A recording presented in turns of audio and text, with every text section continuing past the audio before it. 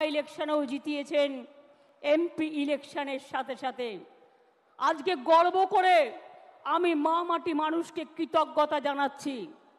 মনে রাখবেন, বাংলা একমাত্র জায়গা যেখানে আমাদের ইলেক্টেড মেম্বার হচ্ছে পার্লামেন্টে 38%। নির্বাচনের আগে অনেকেই বলে 33% রিজার্ভেশন চাই মহিলাদের জন্য, কিন্তু করে দেখাতে পারে না। আমরা প্রমাণ করে দিয়েছি আমরা একমাত্র রাজনৈতিক দল যারা লোকসভায় 38% ইলেক্টেড মেম্বার পাঠিয়ে দিয়েছি, এবং তারা আমাদের সম্পদ। আমাদের মধ্যে If you like this video, then like, share and subscribe to ET Now.